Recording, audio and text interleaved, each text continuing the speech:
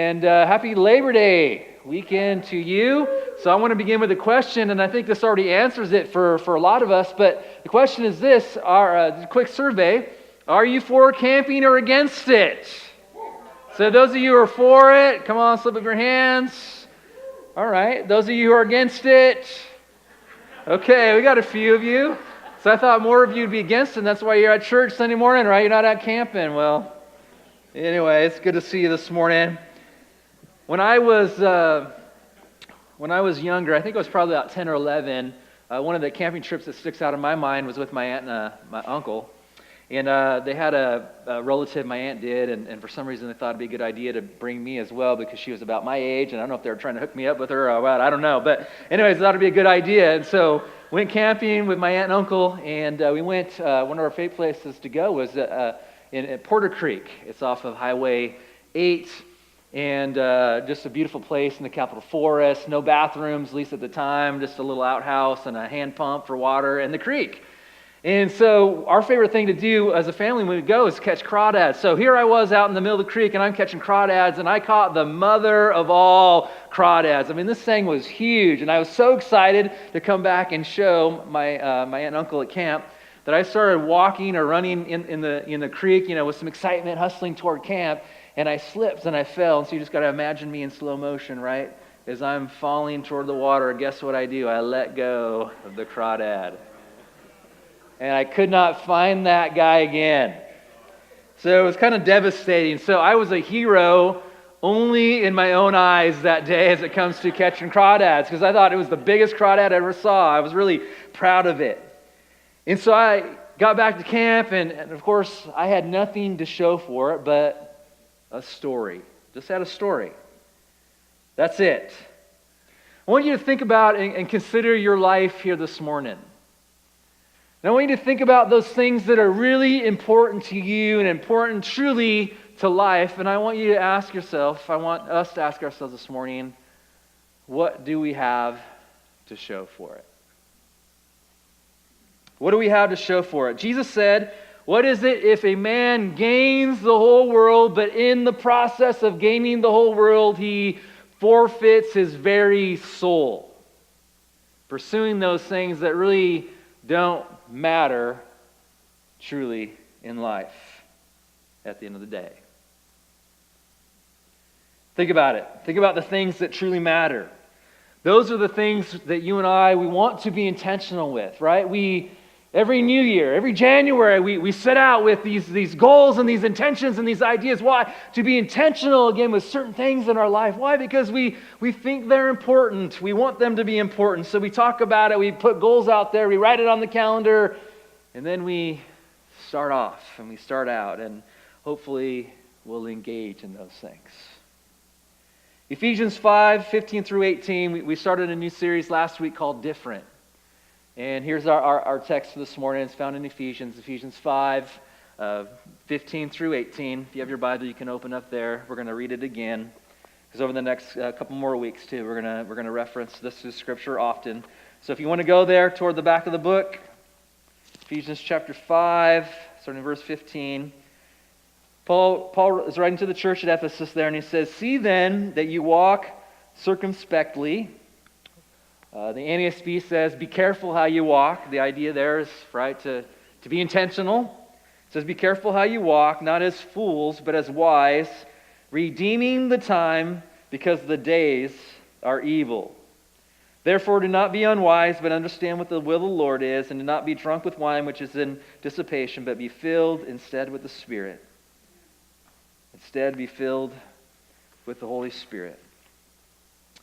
Like most of us, those early followers, and if you've read, I would encourage you to do that. It's always important to read in context, right? So you want to get a sense of the context. What's going on in the church? Why is Paul speaking and saying the things that he's speaking? And it's always good to have understanding of what's going on. And so you go back just a chapter, you go back to the beginning, you get this sense, you get this idea, you understand that Paul really is speaking to the reality of encouraging the church to live out the new life.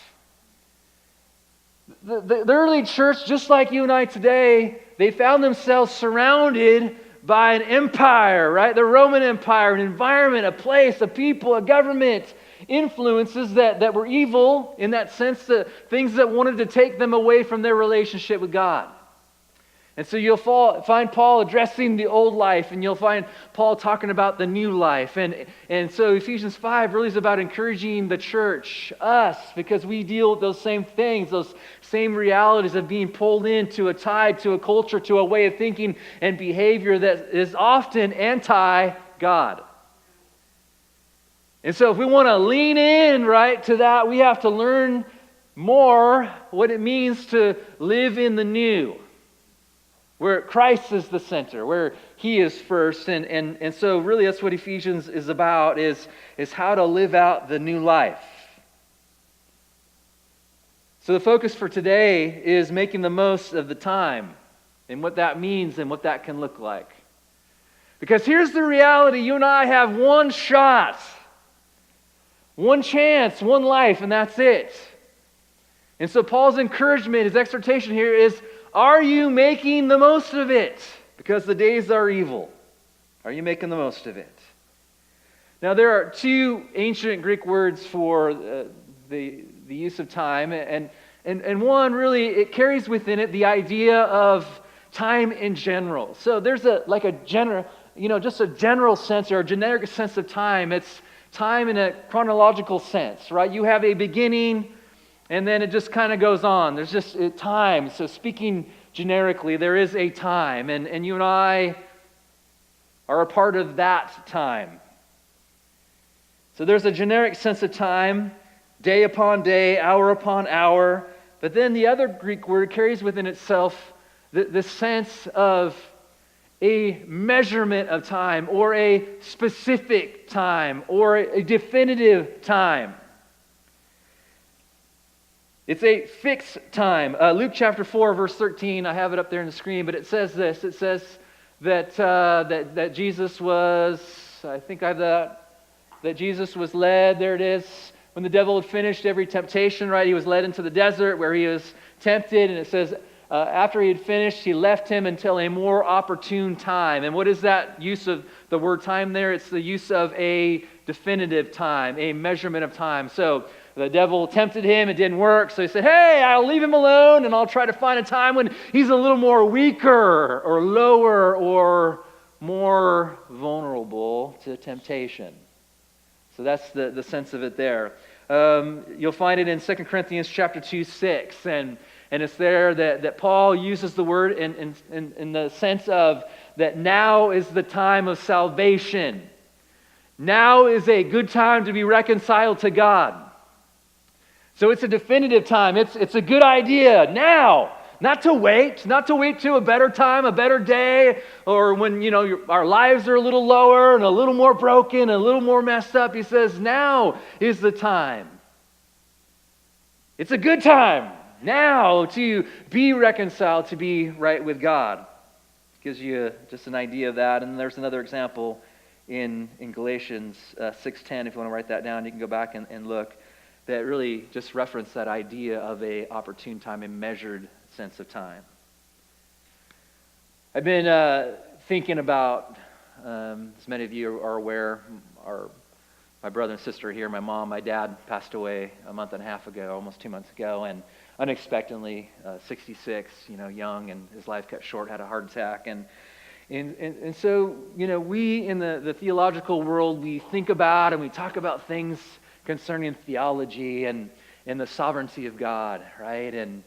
And the idea that our days are measured. Psalm 9, was it 9:10 or 92:10 says that we are to consider the measurement of our days. Live with time in mind. You have only a certain amount of time, right? And then once it's gone, it's gone. And so kind of been thinking about that and just that reality. And my brother and I were talking about yesterday a little bit, but my dad, 2 years ago, or 2 or 3 years ago, he walked away from a car accident in his convertible Corvette. He rolled. I mean, he probably shouldn't have walked away from it. He did. He walked away from it only a couple of years later to die of a heart attack. And you think, wow, that's just, it's so, just kind of weird to think about, right? Fascinating, interesting. Try to get your mind around that and some of those concepts and the sovereignty of God and knowing the days, and then thinking, okay, yes, God knows the measurement of our days, but how much does our lifestyle and the choices we make affect what happens there in the midst of those days? Right, so I started thinking about, and if you've lost someone close to you, right, you think about these things, all the what ifs. What if he would have taken the chest pains a little more seriously? Or what if the doctors would have taken it a little more seriously? Or, what if we would have paid more attention? I mean, those questions aren't always productive, right? And not always helpful. And, you think about those things. And then it kind of leads you down maybe roads that just aren't, like I said, aren't very productive. But here's the reality, though. My dad, in those 66 years, lived a full life. Right? He and my brother said that as one of the things I appreciated at his life celebration was that he lived a full life. I mean, he lived it. He took advantage of what was there, what was given to him. Job 14:5 says, "Since his days are determined, the number of his months is with you, and his limits you have set, so that he cannot pass." And just within that there, I think it was Job, he was struggling and wrestling with just that reality too of, the extent of our days. God knows them. He knows the extent of them. But it's interesting to think about some of our choices. I thought about Hezekiah, King Hezekiah. It says that a word came to him that he was going to die.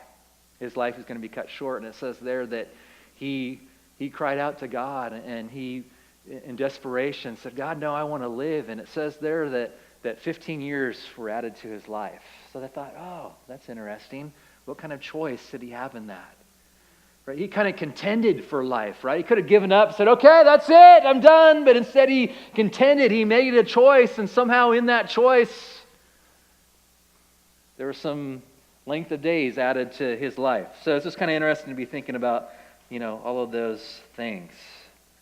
But regardless, each of us, in the same way, we've been given a certain number of days and choices and decisions that make up those days. What are we going to do with them? Are we making the most of them? Are we making the most of them?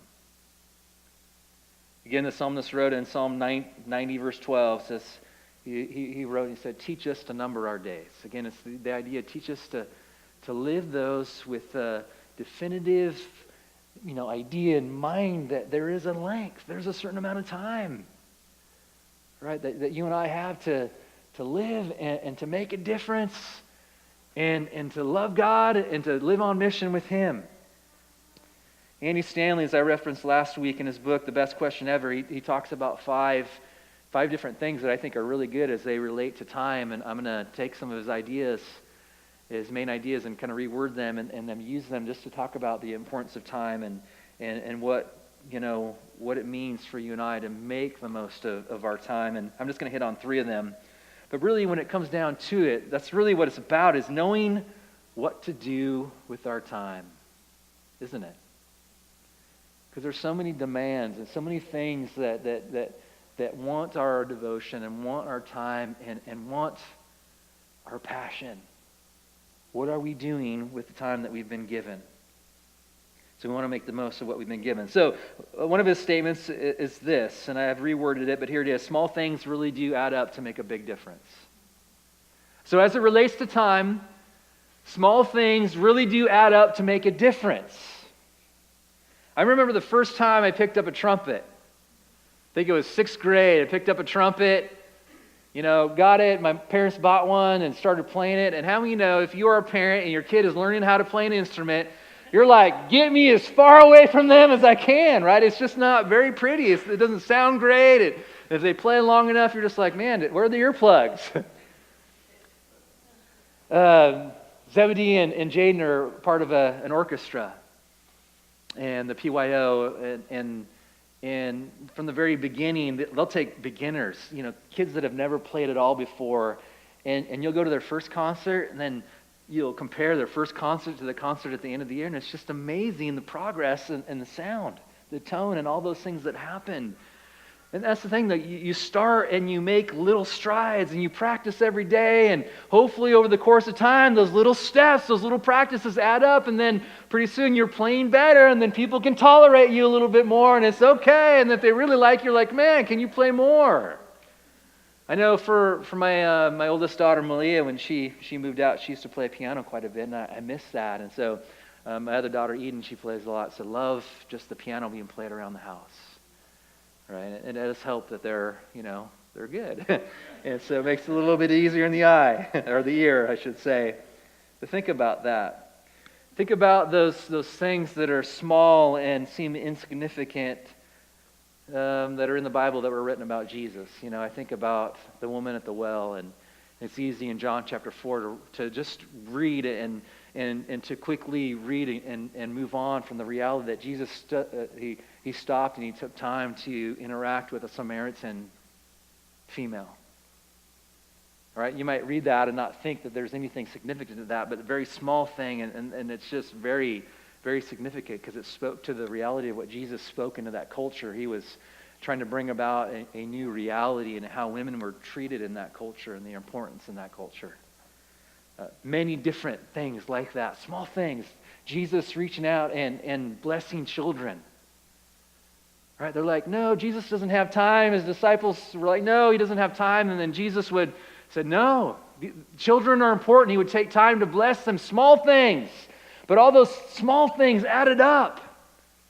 The people that Jesus would touch, the man with leprosy, the people that Jesus would take time to hear their story. Who's it? The man in the tree, the wee little man. Jesus, noticing him up in the tree. I mean, all those little things add up to make a big difference. Here's the reality. The reality is, while you and I will never get back hours of neglect, while we'll never get those back, the compounding impact of consistent small amounts of time invested in the right relationships, the right people, and the most important things in life, those things can add up to make a big difference. Small things make a big difference over the course of time. Your marriage is a perfect example of that.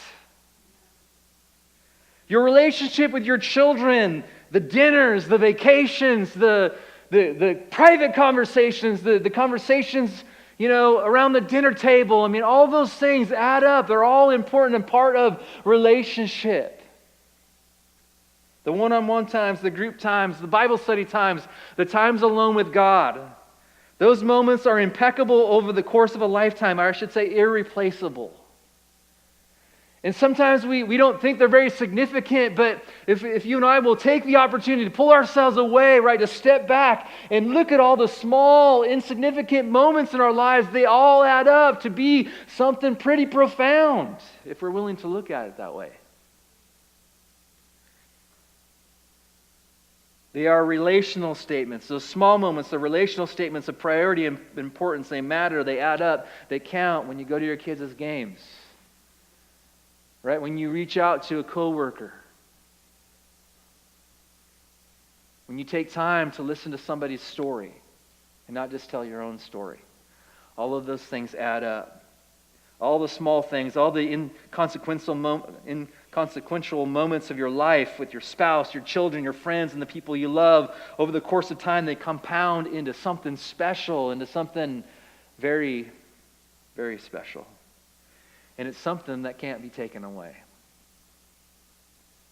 Right? You can take away my things, you can take away my house, you can take away my car, right? You can take away all this stuff of this world. But those things you can't take away. They're there, they remain, they're important. And here's the thing, most of the time we can't necessarily tell that what's going on around the dinner table, that it really does make a difference. I mean, if I were to ask you, what did you talk about around the dinner table last night? Most of us probably wouldn't be able to tell. Maybe you could tell from last night, but if I'd say, hey, what did you talk about last Sunday night? After you went home from church, what did you talk about? Most of us couldn't remember. If I asked you what last Sunday's message was about, most of you are like, man, I got to think about that for a while. I have to think about it sometimes for a while, right? But it doesn't mean that they're not important, because they all add up. So this is why it's so important to know what we're saying yes to be intentional with our yeses. And so I want to ask you, what are you saying yes to? What are you intentionally saying yes to? Because when you know what you're saying yes to, it makes it easier to say no to other things. Makes it easier to say no to other things. Though they may not feel like they add up to much in the moment again, over the course of time, consistent and intentional investments of time and energy in relationships, they make a big difference. So say yes to your marriage. Say yes to date nights. Say yes to your children. Say yes to dinner time. Say yes to life groups. Say yes to spending time alone with God. Say yes to movie nights, to game nights. Say yes to those things. Over time, they add up and they make a big difference. So small things really do add up to make a big difference. So you want to be different, be different. Know that those things add up. Make the most of the time. Invest in the small things. Statement number 2 is this: the consequences of neglect, they're rarely immediate. So I want you to think about those decisions, those choices, those things that you've made in your life, and you were pretty consistent in them, and then all of a sudden you decided not to do it for whatever reason. You were tired, you were hungry, you were upset, you didn't feel like it, you were lazy, right? And so you didn't do it a particular day. And we don't do it, and we think, hey, well, there's no immediate consequences to those decisions. It's not so bad. I still have a good marriage. My kids still like me, I think. My church family, they're still going to take me back. It's been a few weeks, but hey, that's just life. Right? We don't always feel the immediate impact of some of those decisions, some of those choices. In 2003, Morgan Spurlock, he decided that he was going to do a 1-month experiment. Right? If you don't know who he is, you might know it here in this next screen. There he is, Supersize Me. That's Morgan. So he decided he was going to eat nothing but McDonald's for 1 whole month. How many of you seen the show on Netflix, right? Yeah. Probably changes the way you feel maybe about fast food after watching it. But so he ate nothing but McDonald's. I mean, just crazy amount of calories and just tried to eat different things on the menu. But over the course of the month, he gained 24 pounds. He was, super moody. Some of his relationship drive, if you know what I'm talking about, was kind of disappearing. And so just a real struggle, right, in a number of different ways. And so he documented it, and it's all in that show and whatnot. But it took him almost 14 months to lose 24 pounds. Yeah, not only that, but his cholesterol, it increased. He experienced a 13% increase in body fat. It affected his liver. So here's the thing. If you skip a meal, not a big deal, right? If you go off your usual eating habits for a number of days just because life is busy and crazy, it's, you're probably not going to immediately feel it, but if you do it over the course of a month, your energy level, your mood, your chemicals in your mind, all of those things are going to be impacted, right? You might not feel it initially, but you will feel it down the line. If you forget to exercise, you might not feel it that day, but if you after a whole year, you've left your exercise routine, you're going to feel it later on down the road. If you forget to vacuum or clean out your car, probably not going to be a huge deal. But if you continue to do that for a number of days and weeks, sorry, Mark, did I offend you? You're leaving? Come back here. Man, I know that guy keeps a clean car, so no, it wasn't that. Sorry, I couldn't help myself. Debbie, and it wasn't you this time. Yeah. So, your car is going to be okay. You'll get to it eventually. That's not a...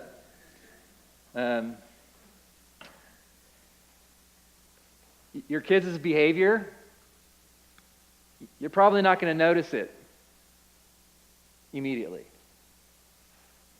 But string together a few nights, a few days, a few months, a few years of neglect, of moving away from those relational things, those small investments, and And then, it's going to show up in behavior.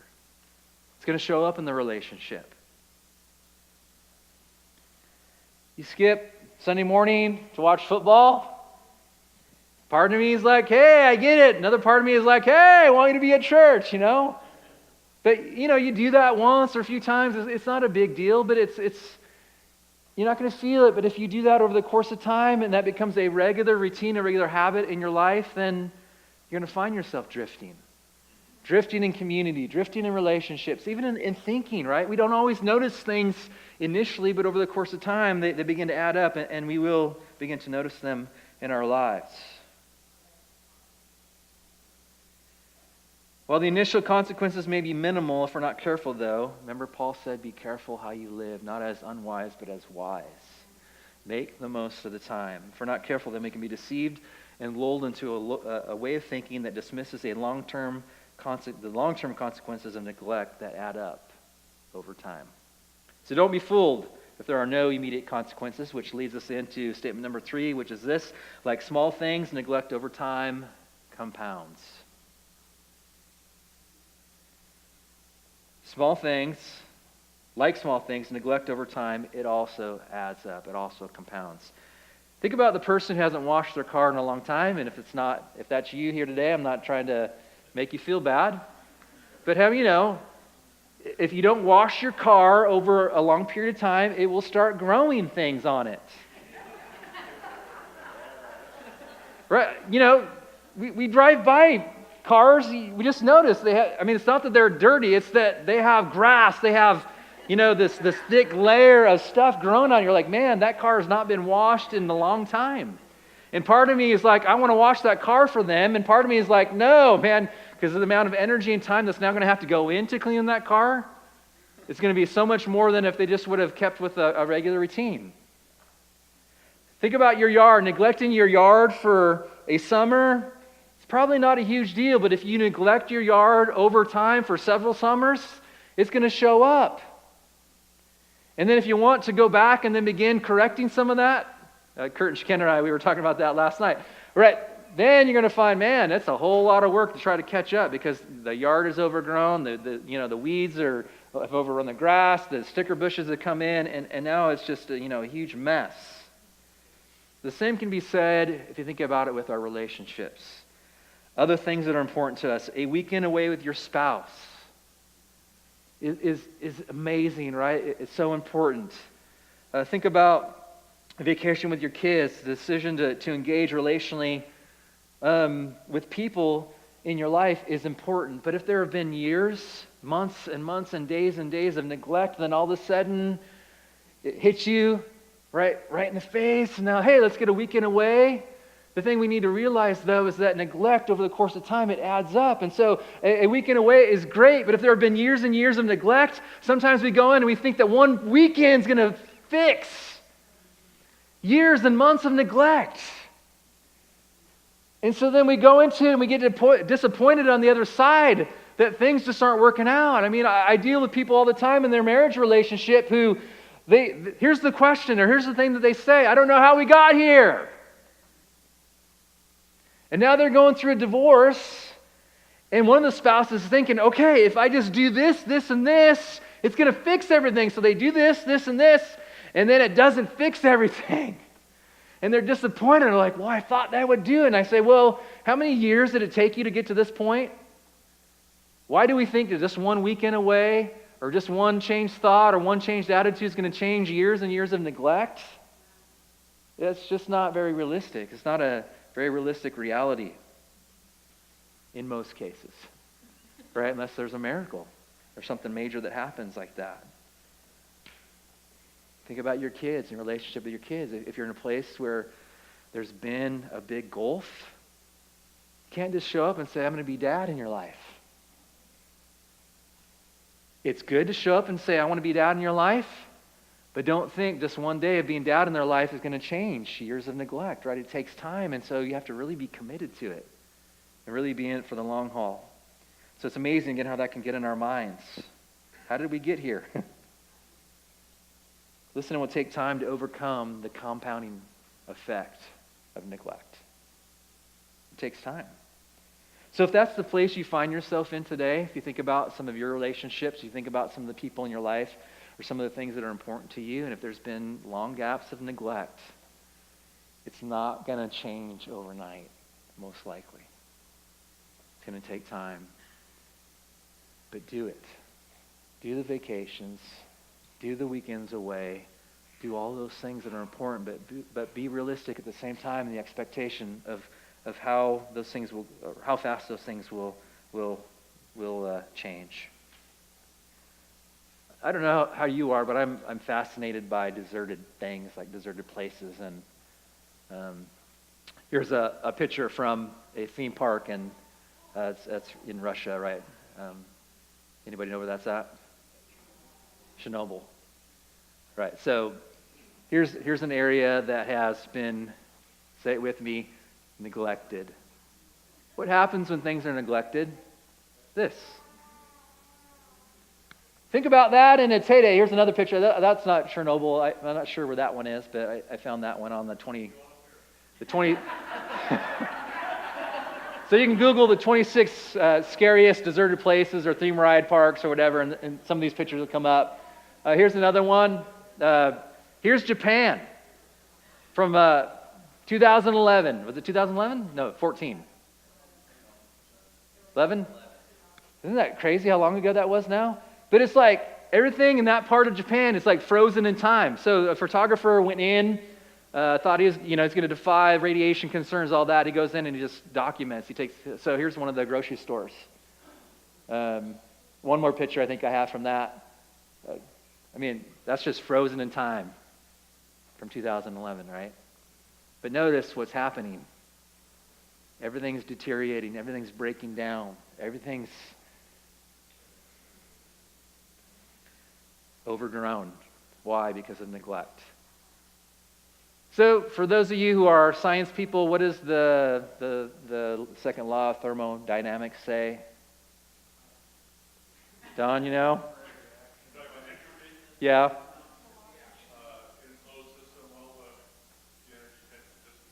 Energy tends to dissipate, so things tend to break down, get worse over time if there's not intervention. Think about that. Neglect in an area of our lives, right? Our emotional being, our physical being, our relational being. If there is neglect, that neglect over the course of time will bring further breakdown. Neglect impacts the mind, the body, relationships, our world, how we live over time. So what is Paul's response here? Paul's response here is make the most of the time that you have. So here's, if you want to write this down, I think this is a good statement. So